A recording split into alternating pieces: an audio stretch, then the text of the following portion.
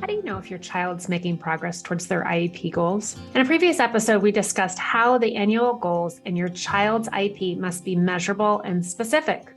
But how do we break that goal down to ensure that a student is making progress and that the steps to progress are actually obtainable? When written correctly, short-term objectives are going to give parents and teachers a roadmap, a clear outline on how to evaluate that child, your child's progress.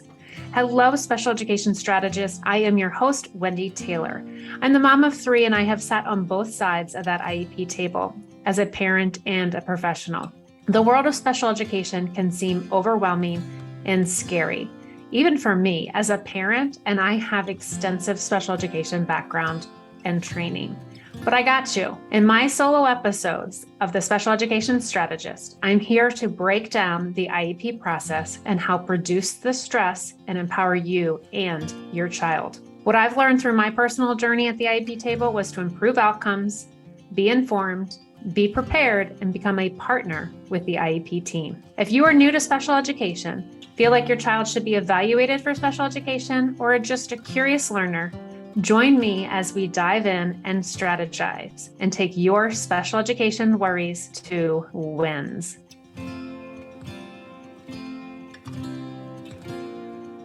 If IEP goals are the overarching framework, IEP objectives are those baby steps to get there. They support the goals by providing clear parts or steps to reach the end results. While objectives are not always required, they can vary by state to state. They are especially useful for complex goals. And I'm going to talk about the federal law and what that states later on. So objectives break down the steps of those complex or large goals so that students can make clear progress in an organized and appropriate fashion. The answer to do that is through the short-term objectives. They're going to build up that annual goal. The annual goal will be fairly basic and straightforward. For example, the annual goal may be to have your child reach a certain level of reading and comprehension. The short-term objective, often called benchmarks, are going to provide smaller goals to achieve that larger annual goals. So they should do 3 things. They should establish the building blocks needed to achieve the goal. They should set the number of opportunities children have to achieve that short-term objective. And they also should set the date by which a child or student should achieve these objectives. So assessments and tests are often what determine if children achieve their short-term objectives. Essentially, the short-term objectives are how your child will achieve their overall IEP goal. They are the stepping stones by which you can measure the success.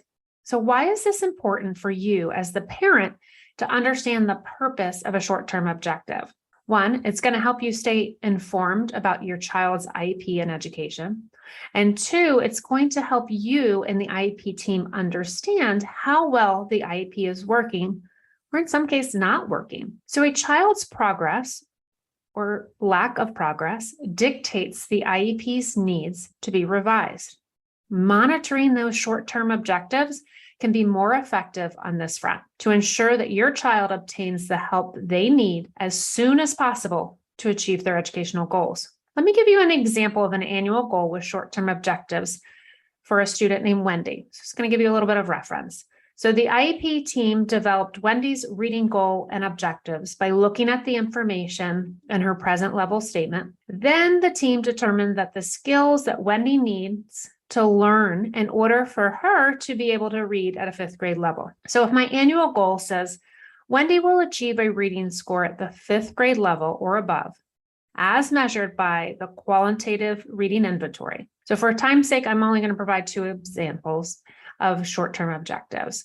So if my goal again was that Wendy's going to achieve a reading score at the 5th grade level or above as measured by that quantitative reading inventory, I could say by October, when given a list of 20 unfamiliar words that contain short vowel sounds, Wendy will just code them with 90% accuracy on each of the 5 trials. I could also say by October, when given 20 unfamiliar words that contain long vowel sounds, Wendy will decode them with 90% accuracy of each of the 5 trials. You can see the focus of the short vowel sounds was one objective, and the other focus was long vowel sounds.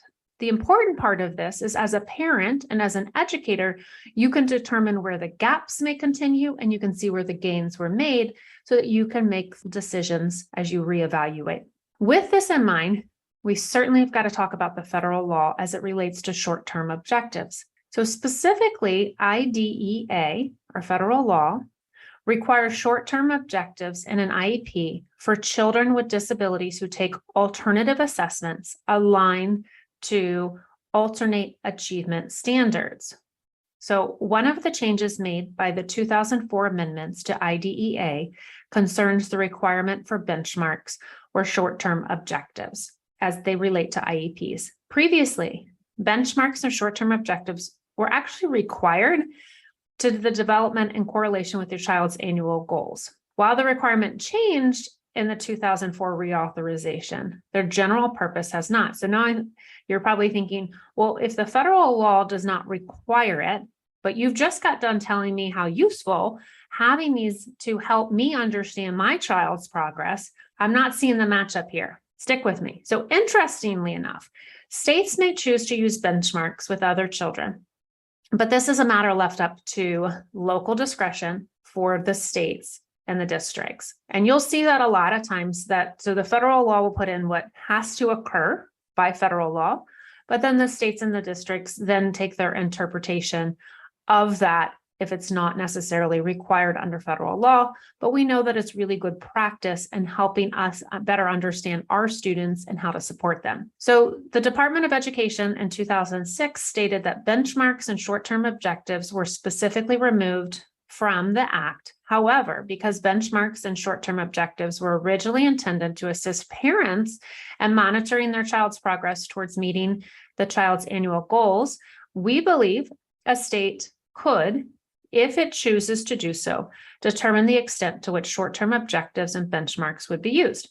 However, a state that chooses to require benchmarks or short-term objectives in an IEP in that state would have to identify in writing to the local education authorities located in that state and to the secretary that such rule, regulation, or policy is a state-imposed requirement, which is not required by Part B of the Act of the federal regulations. So you can always check what your state has to say. So I encourage you as a parent to think of benchmarks and short-term objectives as a roadmap for you that you would use, say, on your road trip. So it's a way of chunking out your trip to ensure that you arrive at your destination fulfilled and not overwhelmed. And that is the same thing with our IEPs, our benchmarks and short-term objectives, to ensure that you and your child arrive at the destination, graduation and beyond, fulfilled and not overwhelmed. Again, I am your host, Wendy Taylor, and I'm obsessed with helping families and professionals bridge learning gaps, access special education services, and build kick-butt IEPs. Thank you again for strategizing with us and spending your precious time listening. If you've loved what you've heard, share this episode with a friend and give us a like and a follow at Learning Essentials. Looking for free tips? Head on over to learningessentialsedu.com. You can download free tips to prepare for an IEP meeting, plus bonus questions to ask. If you need more special education support, visit Learning Essentials. If you need more special education support, visit Learning Essentials, where we provide an individualized and systematic approach to supporting students with various learning needs and differences through academic coaching, educational therapy, and Brain Camp, our executive function support model. Need IEP coaching? I've got you covered. Visit Learning Essentials for additional information. I hope this conversation helps to make it a great day.